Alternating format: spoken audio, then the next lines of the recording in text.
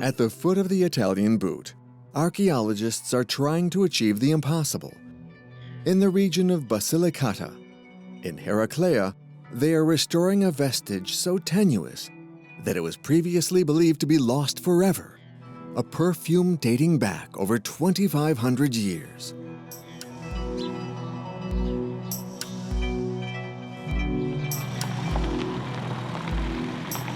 The investigation taking place here is particularly original.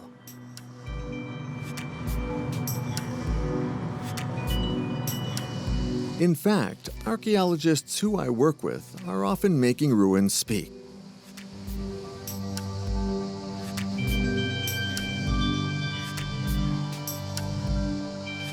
Like here at Metapontum, they have uncovered this Greek temple dedicated to Hera, Zeus's wife. But a few miles away from this imposing building, in Heraclea, I'm about to discover a very different sort of archaeology. Our discipline has been enriched through the contribution of advanced techniques, allowing us to investigate aspects of human life from the past completely unknown until now. In this case, an archaeologist and a chemist have launched a challenge tracking what, in essence, is volatile and ephemeral, perfume.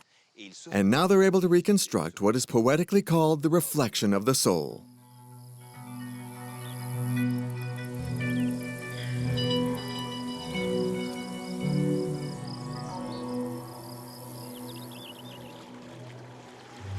The archaeological challenge to find the odors of the past begins on these Mediterranean shores.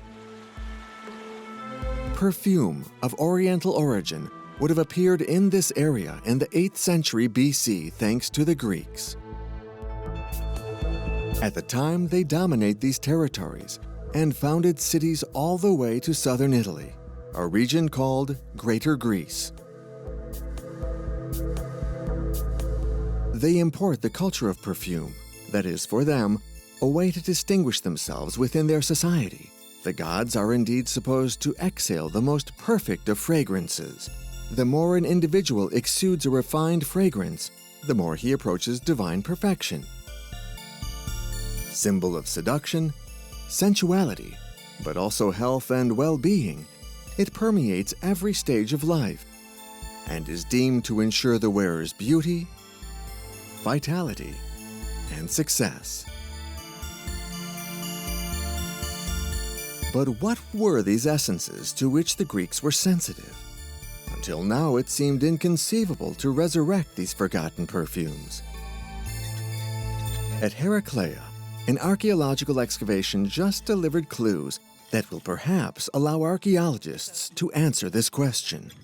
This small vase, called an unguentarium, has just been dug up. It's very small. Yes, it's very, very small. A miniature unguentarium. I think it holds maybe 2 or 3 centiliters. That means the content was... Perfumed oil? Yes, the content was precious without a doubt. The archaeologist Dominique Frère is a perfume specialist. He studies the content of these vases, a rare expertise in which the French are among the finest. Perfume archaeologist is a rare specialty. Are there many of you around the world? No, there are very few of us. There are people who are experts in texts, iconography, but those interested in the contents of these vases, that is something very rare. We are very few, at least in Europe, to work on this theme. Dominique made the trip to Italy at the request of Stéphane Verger, director of the excavation. He uncovered a key building related to the cult of the body developed by the Greeks, a gymnasium. In the gymnasium, he discovered this unguentarium. Then this one, it just came out of the ground, but based on your experience, what's inspiring you? This one is really the epitome of a small perfume vase. If you want to see, it may hold 2 to 3 centiliters. This type of small vessel is easily held in the hand. Whether a child hand, a female hand, or a male hand, this type of object may have had a strap here, and it could be suspended from the wrist to be taken to the gymnasium, for example. We have images showing they emptied them out into the palm of their hand. It's not a liquid fragrance, it's a scented oil. This means it would take a few seconds. It's very thick. If Dominique already knows that the Greek perfumes had the consistency of oil, it's thanks to texts, but also to Greek iconography. At the site's museum, which houses all the material found in the city of Heraclea, one particular ceramic attracted the experts' attention.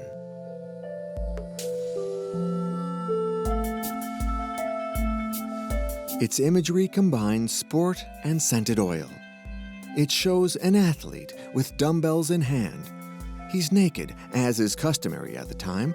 Before training, he coated the body with scented oil with this sponge, here to the right of his face. The goal is to develop his body and hide the smell of the effort.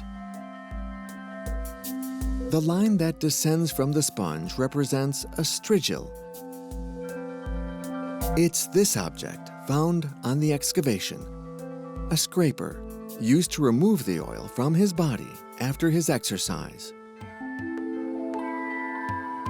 The Heraclea excavations are particularly interesting for Dominique because archaeologists have also found these perfume vases in graves. This fragrant offering was meant to ensure the deceased a very happy life after death.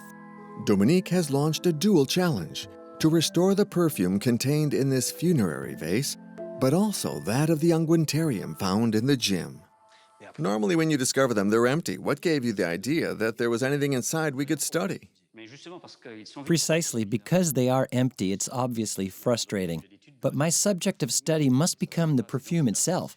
So that's when I spoke to colleagues that are chemists who told me that it was possible to find chemical traces of the perfumed oil. There are certain elements that were still preserved inside the vase, and above all that were captured by the ceramic wall of the vase, which is the interest of ceramics, that it captures some of the content. So if I understand you correctly, the bottles are impregnated with the fragrance they contained, and that's what you'll try to find and analyze. Exactly. There's no more fragrance inside, but within the remaining chemicals, we can find organic components of these ancient perfumes. Still present in these bottles after 2,000 years. That's right.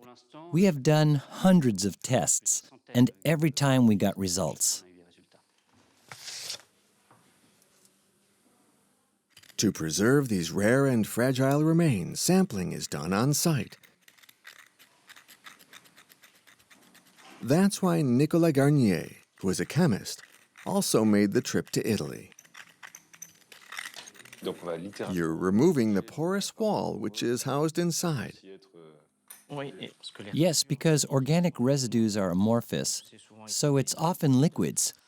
There is no solid trace at the bottom. They're impregnated in the walls. So to recover something, you must scrape off some of the wall and reduce it to powder. There. This perfume-impregnated ceramic powder thus contains vital clues for the investigation. Chemical markers, that is to say, molecules of each of the ingredients that made the fragrance. Nicolas will try to recover these invisible molecules in the unguentarium, then in the funeral vase. When we think of all the time that's passed since the time when these vases were filled, how is it that these chemical markers are still there and we can still identify them thousands of years later? Some have disappeared. When it rains on the site, a big part of the molecules wash away. But others resist, hydrophobic molecules. So we'll see traces of oil, grease, wax, resin.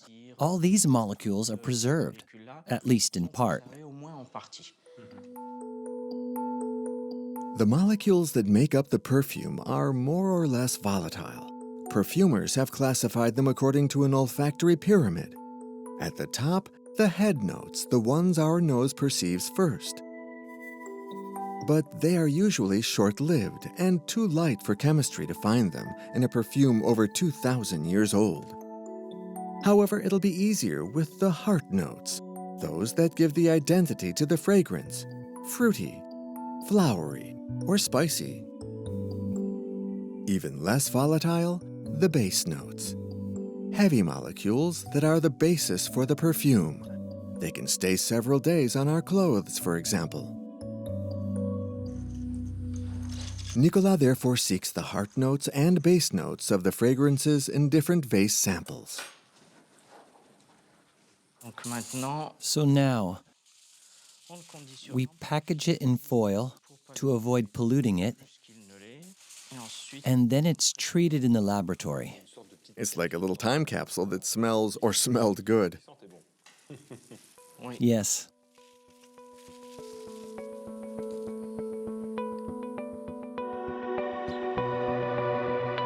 Nicolas will send these samples to Auvergne in France.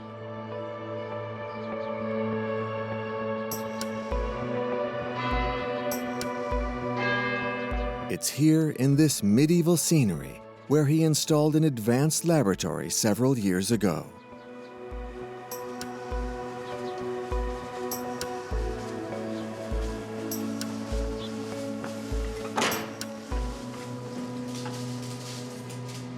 He began to analyze the sample taken from the unguentarium found in the gymnasium. Unfortunately, it proved difficult to read. However, the funerary vase seems much more promising. So there you're mixing in a way. Donc là, je mets le mélange de solvant organique. I'm putting the organic solvent mixture on the sample, Et ce solvant qui va and then that solvent will extract the markers dans la céramique. that are trapped in the ceramic. Le solvant organique. In a few hours, we can find the fragrances of the past.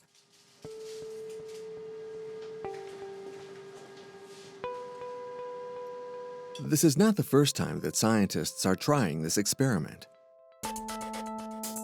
Already in the 20th century, a team tried to reconstitute a perfume forgotten for millennia, that of Tutankhamun. His grave is unearthed in Luxor in 1922 by the archaeologist Howard Carter. The pharaoh was buried with an impressive amount of offerings, including vases and cosmetic pots that attract the attention of two English chemists, Chapman and Plenderleith. They seized the unique opportunity to examine the vessels that contained the deposit at the bottom. Unfortunately, with the techniques of the time, they failed to clearly identify organic substances. Reconstituting the scent of men of the past seemed utopian. Until a new method was invented, molecular analysis. Donc voilà l'extrait. So this is the extract, Et filtré. purified and filtered. Une toute petite quantité. I'll take a small amount, a microliter. We're in infinitesimal quantities. Donc ici, on peut voir une toute petite. You can see here a small bubble, the microliter that will be used to analyze and obtain all the results. This little bubble contains molecules that are mixed for the moment. Nicolas will separate them thanks to this device. Donc voilà la machine. So this is the machine that can do the analysis. J'injecte I inject a microliter of the extract, l'extrait. and I run the analysis. This machine is a chromatogram coupled to a mass spectrometer. Dans l'injecteur. In the injector at 300 degrees, the molecules will be separated, and one by one they will go into the mass spectrometer, which is the machine that allows us to obtain the identity card of each molecule. We will separate the molecules and identify them one by one. So you'll have the chemical signature for each element that makes up your sample. qui compose ton échantillon. Yes, and the extract I just injected. For 45 minutes, the molecules will travel a wire coil 20 meters long.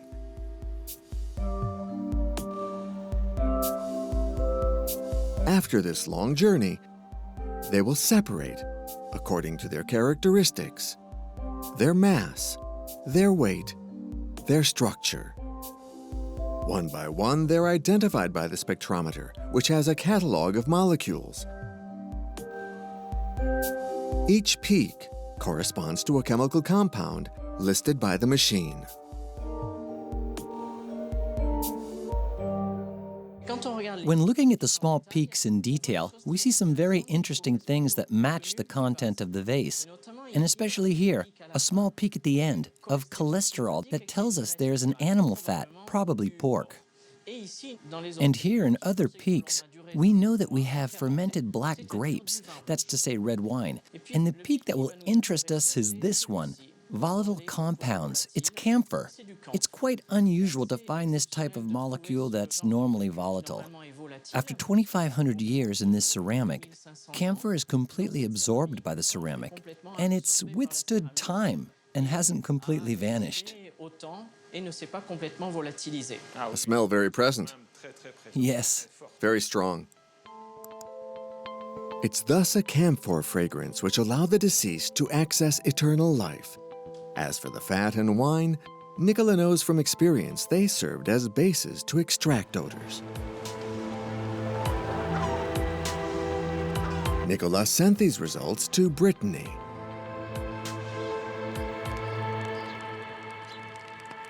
Where the archaeologist Dominique Frère works most of the time. He awaited them impatiently.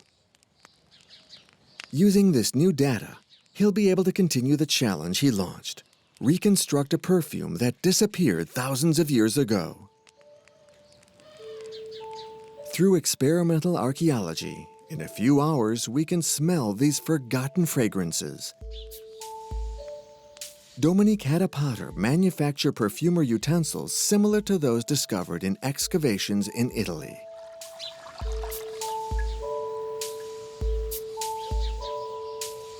He uses a fat and alcohol base as indicated by Nicola's analysis. And he knows thanks to texts to add the resin and salt which were used as preservatives. The problem is the camphor.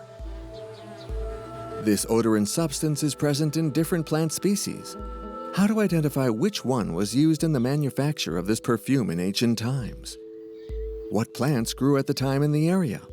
How far would perfumers go to get their raw materials? In this botanical garden where Dominique is preparing his reconstitution, Elisabeth Daudenay seeks the appropriate plant. She's an archaeobotanist, a specialist in rare and forgotten plant species.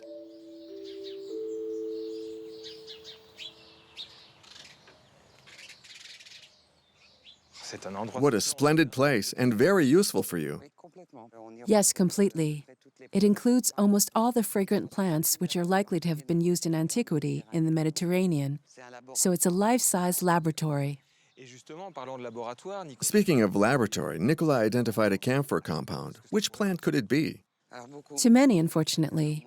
There are at least 130, and those are the ones that have been identified in literature, but they need to be sorted out. Of these 130 plants, a number are totally alien to our zone: India, Java, Sumatra, and China. Those with the archaeologists, given the period, are eliminated. We don't consider them candidates. Why? There was no trade in those early days? There were exchanges, but rather within the Mediterranean, or with the Eastern Mediterranean. Exchanges that far away? Not so much. There was no material evidence, written evidence, that there was trade in that period, as far as China or Java and Sumatra. Elisabeth therefore focused on plants that contain camphor but that grew in the Mediterranean. So we have this tansy, and when you smell it, you get that camphor fragrance.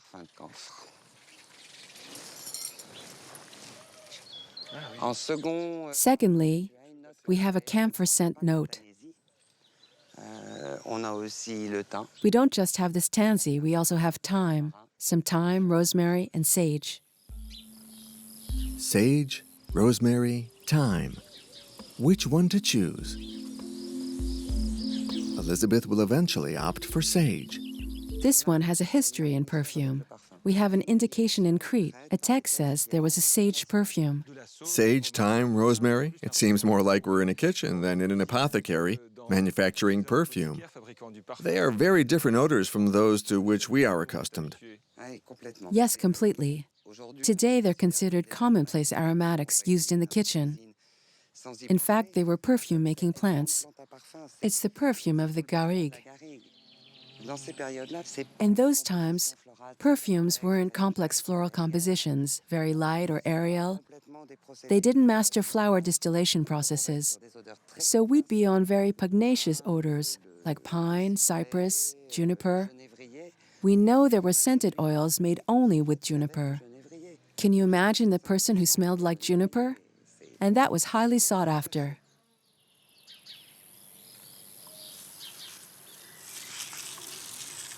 Elizabeth provided Dominique with dried sage for his reconstitution. Archaeologists know through texts that this fragrant plant was highly sought after at the time. It's a popular scent that accompanied the deceased, and that we will soon smell.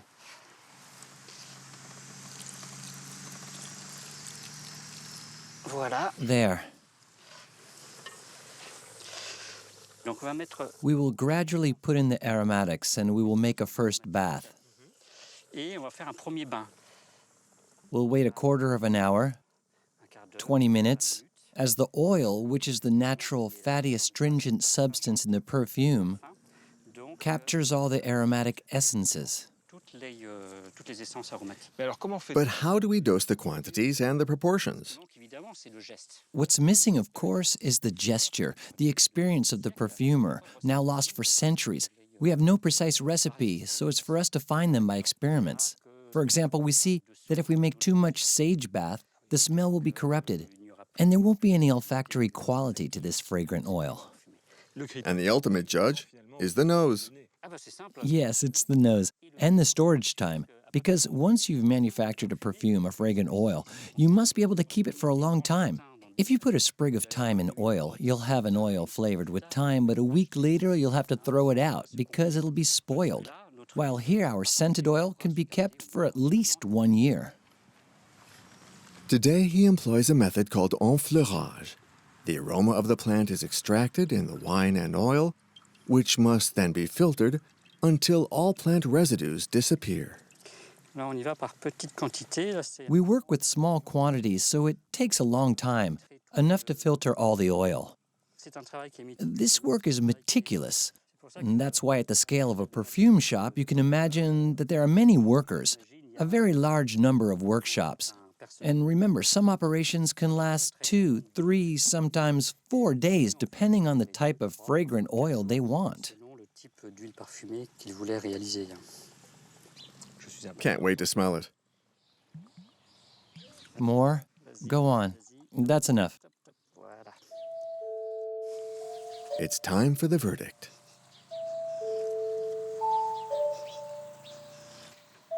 On sent You can smell the aromatic essences.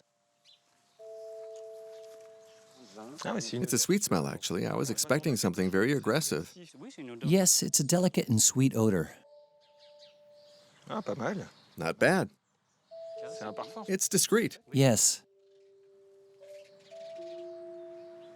Among us, the most sensitive nose is certainly Elizabeth's. Donc on sent que c'est des feuilles parce que So it smells like leaves. There's a green aspect which still remains, et on a une very green, and it has a very sweet smell. très douceâtre. From what we know, did this type of odor please them in antiquity? Il y a une puissance et on sait que There's a power, and we know we're looking for a very powerful odor, solid, a bit rich. je dirais pas les gammes I would say it's not the fine, subtle odors we're used to today. plus subtiles So yes, for me this seems consistent. que j'aime bien. I like it. Après, il faudrait s'enduire les cheveux. After, you must spread it on the hair, because we're not only in the field of odors, but also of luminosity. Scented oils were used for that too, to give the appearance of a god, feel as good as a god and be as bright as a god. Thanks to this young archaeology with a promising future, this story now takes a new dimension. Smelling the same scent as the men of the past is no longer utopian, but scientific.